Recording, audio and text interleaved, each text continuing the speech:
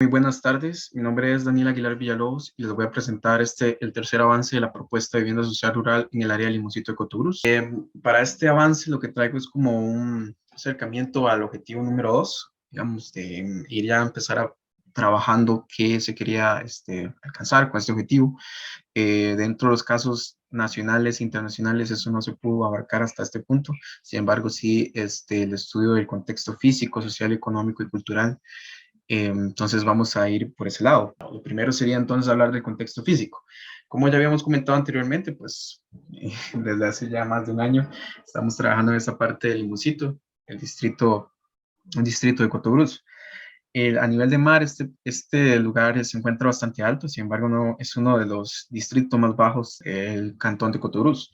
El área distrital es de 124 kilómetros cuadrados, entonces tampoco es tan grande. Entonces vemos cómo hay esta tendencia de las personas a construir en los espacios más planos, ¿verdad? Que son espacios en promedio entre 0 y 5% de pendientes. Sin embargo, la mayoría de los espacios de distrito tienen unas pendientes bastante significativas, que podrían andar rondando de entre 35 y hasta 60 grados. Y también se ve como hay deslizamientos en algunos terrenos. No es algo como que sufre de que constantemente estén deslizando casas y sea un problema como significativo, pero sí ha pasado. El lugar es a nivel de clima, es frío seco, tiene muchas lluvias que ayudan a mantener la agricultura local. La temperatura promedio anda entre los 16 y 28 grados, que algo importante a comentar es que el confort general del que se habla para el ser humano es entre 22 y 24. Entonces vemos cómo este rango de temperatura promedio del lugar funciona muy bien con el confort humano. Y a nivel de viento tenemos una dirección predominante del norte hacia el sur de 3 a 6 kilómetros por hora. Eso, según las escalas, es bastante suave. A nivel de cobertura, vemos que el distrito es bastante natural, teniendo un 56% de árboles y arbustos como cobertura predominante. Luego vienen las praderas, ¿verdad? Que las planicies donde la gente más suele asentarse. A nivel de servicios, vemos que sí se cuenta con bastante agua potable para la zona, si no es por medios de la IA, son por medios privados o por pozos. A nivel de electricidad, esto sí es un punto interesante, porque la electricidad, aunque sí hay mucho acceso en muchas zonas, ya hay otros puntos donde la gente ya vive muy alejada de los conjuntos de comunidad y estos espacios ya no cuentan con electricidad. A nivel de observaciones en esta primera parte, podemos darnos cuenta que la temperatura local y el viento juegan a favor en el proyecto. Es algo como que tenemos positivo, se mantiene en el rango de lo óptimo y nos puede ayudar para generar arquitectura. Se debe diseñar con modelos que sean adaptables a una topografía que puede ser muy quebrada. Eso es súper importante. Se debe pensar en que el modelo se abra del interior hacia el exterior y que pueda como apropiarse y aprovechar esa belleza natural que tiene el entorno. Ya a nivel de contexto socioeconómico, esto lo hemos hablado anteriormente, distrito hay 3.716 personas, según datos del 2011, ¿verdad? ¿Qué quiere decir esto? Que en realidad es una población bastante pequeña, una gran representación del sector productivo a nivel de edades, lo que son los adultos jóvenes y maduros de entre 21 y 64 años. La tasa de matriculación de la secundaria está en 78,6 y los niveles de acreditación de 94%, lo cual dice que en verdad el lugar sí se preocupa mucho por la educación. Ya lo habíamos comentado anteriormente en otras presentaciones, pero este es el sexto cantón con peor índice de desarrollo humano del país. Había un aumento en la construcción en Cotobruz desde el 2018, según los estudios, y como podemos ver, este aumento no ha sido como de construcción propia, sino más bien como que se nota una representación muy significativa de lo que son las viviendas de bono en este aumento de construcción en la zona. Hablando un poco más de lo económico, vemos que las fuentes de ingresos, los estudios y también la gente que entrevisté, eran principalmente de ganadería, según comentaban, y siembra de pasto. Esto se da últimamente más porque es como ha ido cambiando la economía local.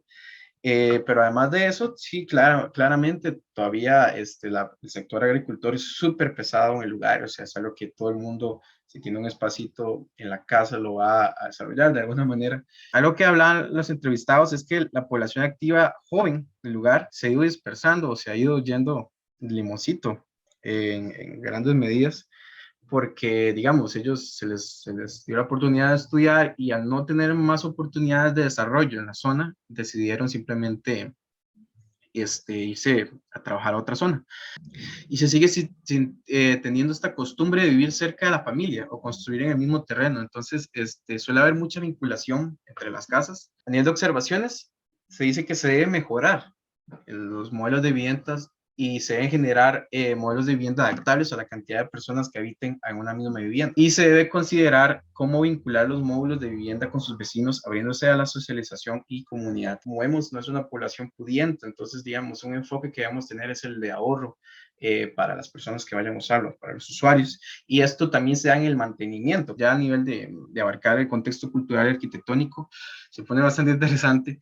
Trabaja con los indígenas, que los indígenas pasan haciendo actividades muchas veces para recolectar fondos para alguno de sus proyectos comunales. Cabalgatas se dan mucho y también las fiestas patronales, además de los juegos amistosos de fútbol, además de la diagramación de distribución general programática de las casas, que digamos, esta distribución es bastante conocida porque es muy parecida a la que se da en todo el país, digamos. Pero aquí algo interesante es que la gente no sufre como en las partes urbanas de tener poco espacio. Entonces las casas pueden como variar mucho o en ciertos elementos, ¿verdad? Sin embargo, la casa base que se suele ver es esta, ¿verdad? Con una entrada, que lleva un arte jardín y un corredor frontal. Los corredores laterales son como algo que se daba antes mucho, pero ahora ya las casas nuevas no lo suelen tener. Sin embargo, es algo que ahí a veces usted logra ver como elemento en otras casas. Luego vendría la sala, el comedor, los cuartos, el baño, la lavandería. En eso las casas son bastante típicas, ¿verdad? El comedor y la cocina suelen estar vinculadas de alguna manera, a veces son el mismo espacio, no tiene como ningún muro o divisor. Eso se da mucho. Y al final el corredor trasero, que es algo que he visto reincidente en muchas casas que tienen como algún tipo de extensión del techado, en donde las personas suelen hacer actividades, tienen algún ranchito o para tender la ropa cubierta. El tendedero sí suele estar en el patio trasero, no se da como eso de que la gente tienda ropa a un costado. Entonces decimos que hay materiales mayormente utilizados que son el concreto, o algunos elementos de madera pintada, ¿verdad? Eso es como lo que se logra ver, así como preliminarmente. Sino, ahora más adelante vamos a como profundizar un poco más de eso. Esto del concreto es como el concreto de paredes prefabricadas o el bloque de concreto como tal, ¿verdad? Forma y color de las casas, pues que prácticamente todas son ortogonales, ¿verdad? No hay mucho que analizarle en eso. Y hay una tendencia al blanco y gamas de azules y rojos, ¿verdad? A nivel de cubiertas, estas cubiertas no son planas ni nada, o sea, sí se remarcan bastante, más como por responder a la necesidad climática del lugar, ¿verdad? Que también llueve bastante. Ahora, algo muy interesante son estos momentos históricos de la arquitectura, porque a nivel de los primeros colonizadores de la zona, que es antes de 1970, vemos cómo se opta por esta tipología tradicional, que tenían estas casas bananeras, ¿verdad? Que son contemporáneas a este momento histórico.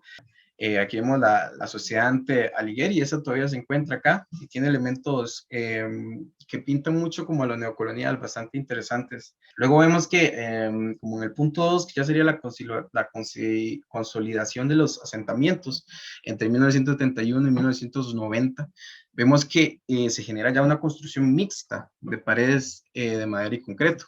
Y ya después se remarca también la primera y segunda planta con diferentes materiales, que estos se le llaman el lugar zócalo, digamos. Luego también se ve que se refuerza este movimiento de casa con fachada triangular, que es algo que estaba como comentando, que hay en la zona, que no es como algo que se repite demasiado, pero que sí existe y hay bastantes casos. Finalmente llegamos a los tiempos modernos, que ya son de los 90 para acá. Básicamente se vuelve poco rentable económicamente hablando el construir en madera. O sea, sí sabemos que la madera en algún momento escaseó en el país, entonces empezó a volverse muy caro construir en madera y se buscó pues diferentes formas de hacerlo. ¿Qué forma se buscó? Pues trabajar con el bloque de concreto, que es el material de construcción más utilizado, y también lo de la pared de concreto prefabricado, que ya eso es como a nivel de los últimos años, como se había hablado, ¿verdad? También están trabajando mucho con vivienda social y estos modelos de vivienda social trabajan estas paredes de concreto prefabricado. Entonces, estas paredes, ¿qué genera? Pues genera que las paredes prefabricadas rigidicen el diseño de las casas, ¿verdad? Y se homogenicen un poco a nivel de en comparación a los estilos anteriores que eran más diversos, ¿verdad? A nivel de observaciones finales, vemos que la comunidad es bastante activa y se relaciona constantemente. Vemos que existe una distribución de base general, que eso nos puede ayudar después para inspirarnos en algunos de los elementos de nuestro diseño y la vivienda en la zona ha evolucionado con el tiempo. Esto pasa en todos los lugares, pero el problema es que ha dejado atrás elementos de los ámbitos materiales, sistemáticos, culturales y económicos, que en algún momento pudieron haber generado que existiera una identidad a nivel de morfología y tipologías arquitectónicas en el lugar. Sin embargo, no se logró porque se desvinculó lo que se hacía antes con lo que se hace ahora. Finalmente existe una gran variedad de madera local, que es lo que les estaba comentando anteriormente, y esta se suele dar mucho, o sea, según me comentaba el señor, ellos la trabajan mucho en ranchos y espacios rústicos. Básicamente, eso sería mi presentación.